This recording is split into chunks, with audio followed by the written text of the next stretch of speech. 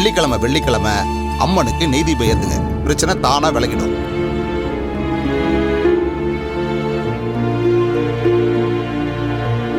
வணக்கம்மா. வணக்கம் சாமி. குருக்கள் தான் உங்களை பத்தி சொன்னாரு. என் தங்கச்சியோட வாழ்க்கை எப்படி இருக்கும்னு சோழி போட்டு பார்த்து சொல்ல முடியும்? தாராளமா சொல்லலாமா. உங்க தங்கச்சி பேரு, ராசி, நட்சத்திரம் சொல்லுங்கம்மா. ரஞ்சிதா, கும்பராசி, சதய நட்சத்திரம். சரி.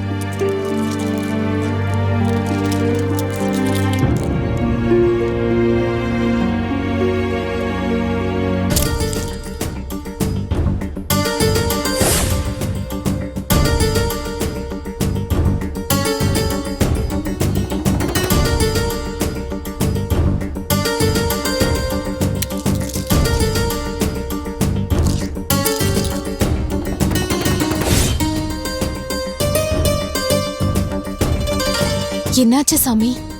எதுவா இருந்தாலும் சொல்லுங்க, பரவாயில்ல. அம்மா, சோழி உருட்டி பார்த்ததுல 3 சோழி நிமிர்ந்துருச்சு. இது நல்லதை குறிக்கிற விஷயம் இல்ல. உங்க தங்கச்சி கல்யாண வாழ்க்கையில நிறைய பிரச்சனைகளோட போராடிட்டு இருப்பாங்க. நான் சொல்றதெல்லாம் சரிதானே? சந்தர்ப்ப சூழ்நிலையால 3 தடவை அவங்க கழுத்துல தாலி ஏறி இருக்கும். உண்மையா இல்லையா? ஆமா சாமி. ஆனா இதெல்லாம் சாதாரண சோழிங்க இல்லம்மா, மகாலட்சுமியோட அம்சம். முக்காலத்தையும் கரெக்டா கணிச்சு சொல்லிடும். சோழி பிரசன்னம் என்னைக்கும் தப்பா போகாது. அப்படின்னா பிரசங்கம் பார்த்து என் தங்கச்சி வாழ்க்கைக்கு நீங்களே ஒரு நல்ல தீர்வு சொல்லுங்க சாமி. அவ புருஷனோட எப்ப நல்லபடியா வாழ ஆரம்பிப்பா? அதுக்கு ஏதாவது பரிகாரம் இருந்தா கூட பார்த்து சொல்லுங்க. கவலைப்படாதீங்க அம்மா. பிரச்சனையை சொல்றது மட்டும் அம்மாவோட வேலை கிடையாது. தீர்வை நோக்கி வழிகாட்டுறதும் அவதான். ஒரு நிமிஷம்.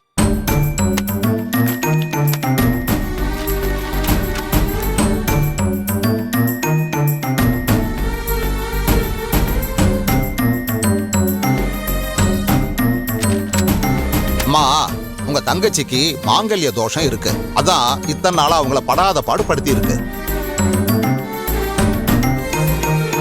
அந்த தோஷம் நீங்கி அவங்க சந்தோஷமா வாழணும்னா தாலி பிரிச்சு கோக்குற விசேஷத்தை தள்ளி போடாதீங்க. உடனே முடிச்சிருங்க. சரிங்க சாமி. வர்ற வெள்ளிக்கிழமை பௌர்ணமி அன்னைக்கு தாலி பிரிச்சு கோத்துட்டீங்கன்னா ரொம்ப நல்லதுமா. அது நடந்துட்டா பிரச்சனையே வராதுன்னு நான் சொல்ல மாட்டேன். சோதனையும் பிரச்சனையும் இல்லாத மனுஷனே கிடையாது. ஆனா என்ன பிரச்சனை வந்தாலும் அத சாதுரியமா கடந்து போற தைரியமும் தெம்பும் உங்க தங்கச்சிக்கு கிடைச்சிரும்.